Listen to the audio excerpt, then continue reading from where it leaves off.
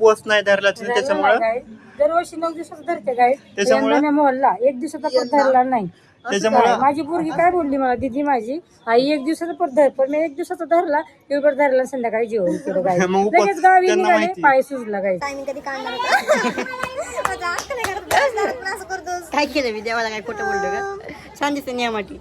नमस्कार तुमचं स्वागत आहे तिसऱ्या देवदर्शनाच्या ब्लॉग मध्ये. आणि हा तिसरा आणि शेवटचा तुमची केस सांगा, आणि हा तिसरा आणि शेवटचा ब्लॉग असणार आहे देवदर्शनाचा. तर आज कुठे चालला आहोत? शॉर्ट ट्रिप वर निघाला होता, ते पण अचानक, आणि हे आमची लास्ट डे आहे आज. तुम्हाला थंबनेल बघून कळालं असेल की आज येडेश्वरी. तुम्हाला थंबनेल बघून कळालं असेल की आज कुठे चाललो. आम्ही चाललो आहोत येरमाळ्याला, येडेश्वरी. येडेश्वरी खूप लोकांना माहिती पण नसेल, मे बी मुंबईकरांना हा. माहिती पण असेल. सगळ्यांना तुळजापूर तर माहितीच आहे.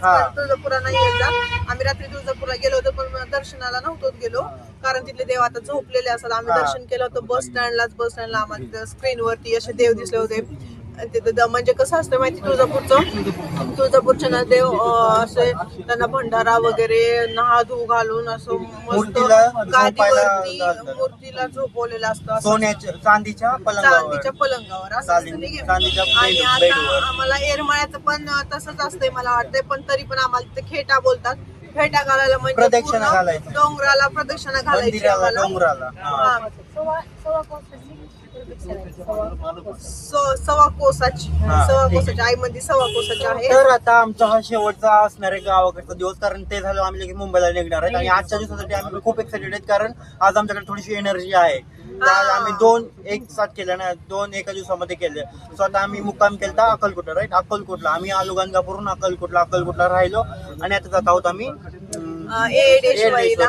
आणि आता येडेश्वरीला जाऊन आम्हाला माहित पण नाही आम्हाला काय काय शॉपिंग. आम्ही शॉपिंग काहीच केलेलं नाही. करायची शॉपिंग 3 दिवस झालं माझ्या अंगावर, 2 दिवस. कालचा 1 दिवस आणि आजचा अर्धा दिवस हा ड्रेस आहे माझ्या अंगावर, कारण मी कपडे नाही आले. मी फक्त एक ड्रेस आणि गावाकडे माहिती कसं असतं गाईज, रिक्षामध्ये फुल असं गच्चम गच्ची नाही, त्याशिवाय रिक्षा हलत नाही. आता आम्ही 3 जण आहेत रिक्षात, तरी पण रिक्षा हलणार नाहीये. जो पण रिक्षा फुल होत नाही तो पण रिक्षा हलणार नाहीये.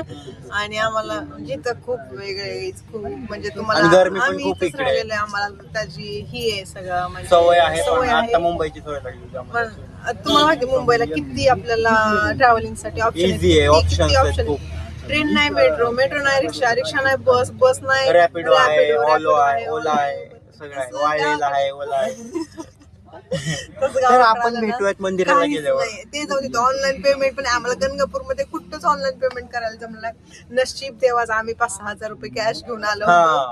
मग आणि आम्ही आज पण शेवटला सांगणार की आज खर्च किती झाला ते सगळं. ठीक आहे, आपण भेटूयात मंदिरात भेटू. आणि आज मी तुम्हाला सगळं दाखवणार आहे. आज वैभवने ब्लॉग बनवणार, आता फुल ब्लॉग मी बनवणार आहे. चार्जिंग पण नाही तेवढी मोबाईल, चार्जिंग फक्त 15% आहे मोबाईल मध्ये, तरी पण ठीक आहे, बघूयात काय होतंय ते.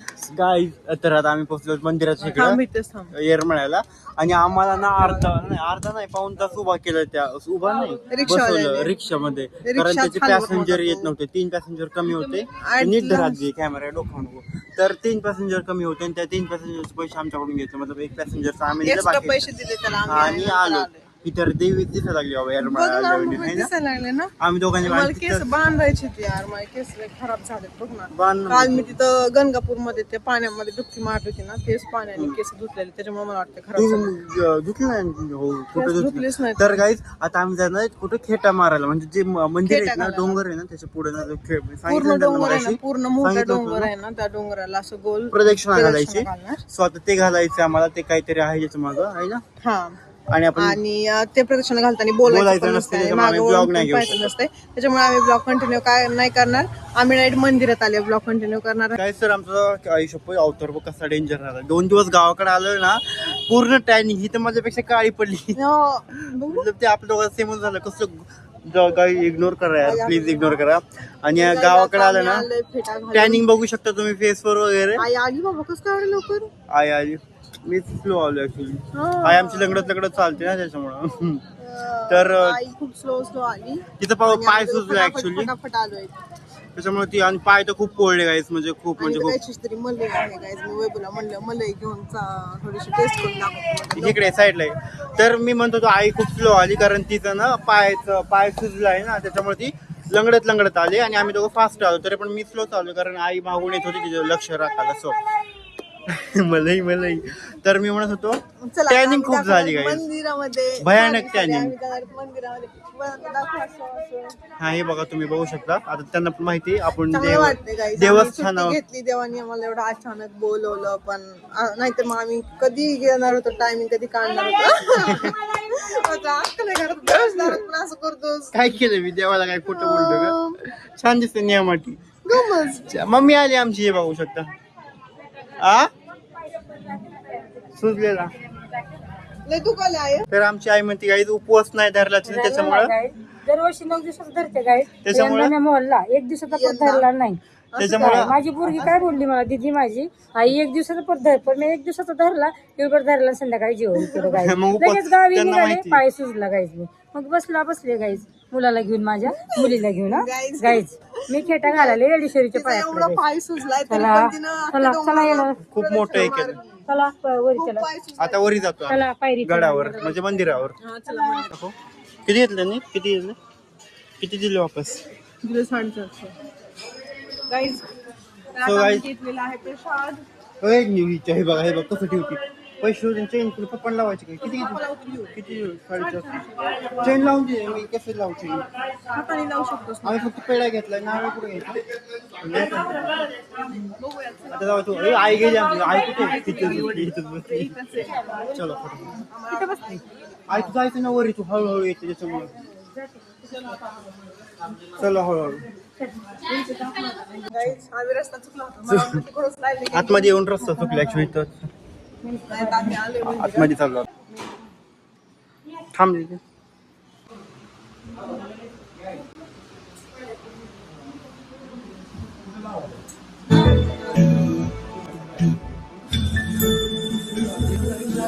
जे आहे ना पूर्ण तुम्ही सगळ्या पार्टीमध्ये तुम्हाला बघू शकाल. हे बाळ म्हणजे क्यूट असं. ते काय सांग ना नीट. परशुराम आहे काय, जे एडा माईचा मुलगा आहे तो. गाणी गावात मस्त पैकी असं नाचू आहे. नाचायची का थोडी?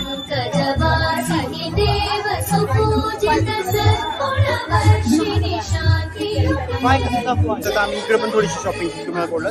पण आम्हाला असं काय होतं काय की शॉपिंग करताना एकदम घुसून जात त्याच्या आतमध्ये, ब्लॉग घ्यायचं लक्षात नाही राहत. सॉरी बरं का गाईज.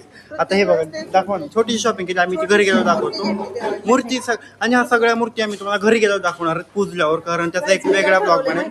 आम्ही इतक्या छान सुंदर सुंदर मूर्त्या घेतल्यात ना खरंच. माझं काय म्हणणं माहिती का, आता आपण जिकडे गेलो ना, आम्ही आमचंच म्हणणं आहे ना, आम्ही जिकडे जाणार आहोत त्या देवाची मूर्ती घेऊन येणार आहोत, नाही का?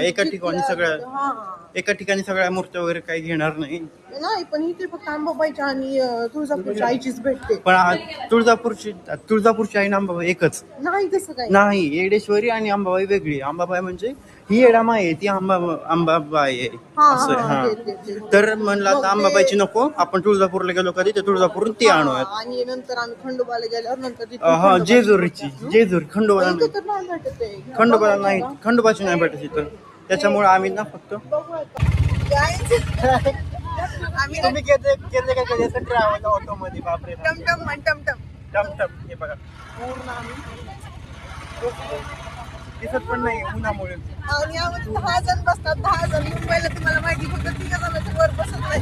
हा एक ऑटो मध्ये, एक रिक्षामध्ये 10 जण पकडे. आणि इथे सगळ्या बायकांची चर्चा रमलेली बाई तर मुंबईमध्ये ऑटोवाले असतात 10 जण बसवलं तर ऑटोवाले श्रीमंत होते. आमच्या आईची नवीन आई